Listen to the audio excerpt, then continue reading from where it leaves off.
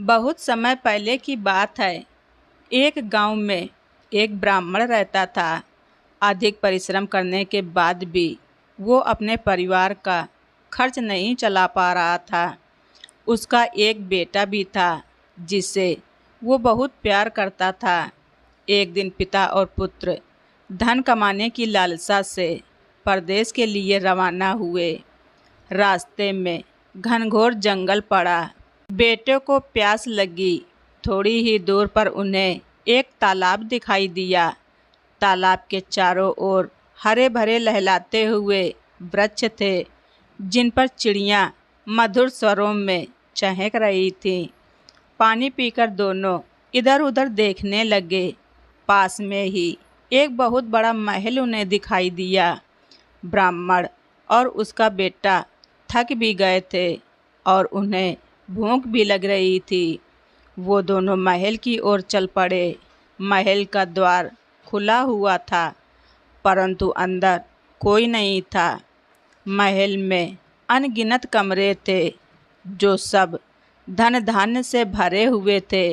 किसी कमरे में गेहूँ, किसी कमरे में चावल, किसी में शक्कर गुड़ और किसी में आटा आदि सामान भरा हुआ था। एक कमरा तो सारे मेवों से भरा पड़ा था और वहीं एक कमरा स्वर्ण मुद्राओं से भरा हुआ था। ब्राह्मण रसोई घर में पहुंचा। चूल्हा जलाकर आराम से दाल चावल बनाया।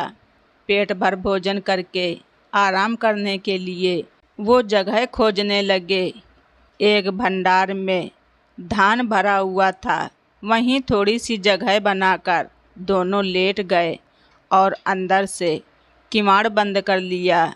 थोड़ी देर बाद उन्हें भयंकर गर्जना सुनाई दी। उन्होंने किवाड़ की दराज से झांक कर देखा। एक बहुत ही बड़ा दानव चला आ रहा था। दोनों भयभीत होकर उसे देखते ही रहे। उस दानव ने चूल्हा जलाकर बड़ा सा हांडा चढ़ाया। फिर उसमें चावल, दूध, चीनी आदि डालकर खीर बनाया। उसके बाद एक बड़ी सी परात में खीर परोसकर उसने खाना शुरू किया। खीर की सौंधी सौंधी खुशबू से ब्राह्मण के बेटे का मन ललचा गया। दानव खीर खा रहा था और ब्राह्मण का बेटा देख देख कर ललचा रहा था। अंत में उससे रहा नहीं गया और अपने पिता से बोला, पिताजी, देखो वो आदमी कितनी अच्छी खीर अकेले ही खाए जा रहा है, हम भी खाएंगे। ब्राह्मण ने अपने बेटे को चुप कराते हुए कहा, बेटा, वो आदमी नहीं है, दैत्य है।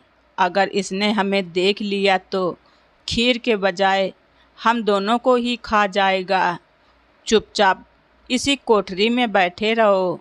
लेकिन बालक बहुत ही हट्टी और चंचल था। वो बार बार पिता से खीर खाने की जिद करता रहा। ब्राह्मण ने गुस्सा करते हुए कहा, मैं तुझे कहाँ से खीर दूँ? मांगना है तो उसी से मांग। लड़का अंदर से चिल्लाया, हमहू का, हमहू का। दानव ने चौंक कर चारों तरफ देखा और सोचने लगा, इस महल में तो मेरे डर की वजह से कोई घुस नहीं सकता। फिर ये आवाज़ कहाँ से आ रही है? लड़का फिर बार बार चिल्लाने लगा, हमहू का, हमहू का। दानव समझा कि कोई उससे भी ताकतवर प्राणी महल में घुस आया है। वो घबराकर महल से भाग गया। उसके जाने के बाद ब्राह्मण और उसका बेटा धान की कोठरी से निकलकर बड़ी ही तबीयत से खीर खाई और फिर उसी जगह आकर लेट गए। उधर दानव भागते भागते जंगल में पहुंच गया। वहां उसे एक लोमड़ी मिली। दानव को घबराया हुआ देखकर लोमड़ी बोली, अरे दादा, आप बहुत घबराए हुए लग रहे हो, क्या बात है? दानव ने कहा, क्या बताऊं बहन, हमारे घर में हमहू का घुस आया है और बहुत ज़ोर ज़ोर से चिल्ला रहा है। उसी के डर से मैं भाग आया हूँ। लोमड़ी बोली, बस इतनी सी बात? दादा तुम घबराओ नहीं, मैं तुम्हारे साथ चलती हूँ। दोनों मिलकर अभी उसे मार डालेंगे। दानव लोमड़ी को लेकर महल के अंदर आया। डर के मारे स्वयं दूर खड़ा हो गया और धान वाली कोठरी की ओर इशारा किया। हमहू का इसी में बैठा है। लोमड़ी ने किवाड़ की दराज में अपनी पूँछ डाली और हिलाने लगी। जब लड़के के सर में बार बार लोमड़ी की पूँछ लगी तो उसने परेशान होकर पूँछ पकड़ ली। पिता ने बहुत समझाया, लेकिन लड़का हठी था। वो पूँछ पकड़कर अपनी ओर खींचने लगा और बाहर बैठी लोमड़ी अपनी ओर खींचने लगी। थोड़ी देर तक ऐसे ही खींचातानी होता रहा और अंत में पूँछ उखड़कर लड़के के हाथ में आ गई। लोमड़ी रो रो कर कहने लगी, दानव दादा, तुमने तो मुझसे कहा था कि घर में हमहू का घुसा है, इसलिए हम उसे मारने चले आए। पर तुमने ये क्यों नहीं बताया कि तुम्हारे घर में पूँछ उखाड़ भी घुसा बैठा है। दानव और लोमड़ी के जाते ही ब्राह्मण और उसका बेटा महल से निकलकर पास में ही एक बेल के वृक्ष पर चढ़कर बैठ गए। पके हुए बेल देखकर लड़का बहुत खुश हुआ और बेल खाने लगा। तभी उन्होंने देखा दानव 4-5 बाघ लेकर महल की ओर आ रहा है। दानव के साथ कुछ बाघ अंदर चले गए और बाकी महल के द्वार पर बैठकर पहरा देने लगे। दानव और बाघों ने पूरा महल देख डाला, लेकिन महल में कोई नहीं मिला। बाहर आकर बाघों ने कहा, दानव भाई, तुमने हमें बेकार में ही कष्ट दिया, यहाँ तो कोई नहीं है।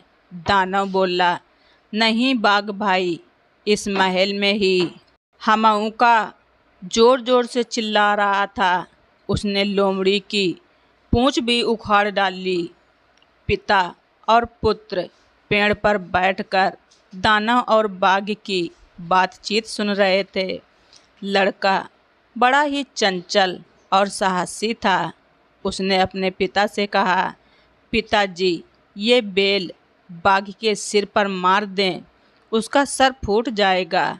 ब्राह्मण डर के मारे कांप रहा था, लेकिन लड़के ने निशाना साधकर बेल बाघ के सर पर फेंक कर मारा। गुलेल खेलकर उसका निशाना पक्का हो गया था। बेल सीधा बाघ की खोपड़ी पर जाकर लगा।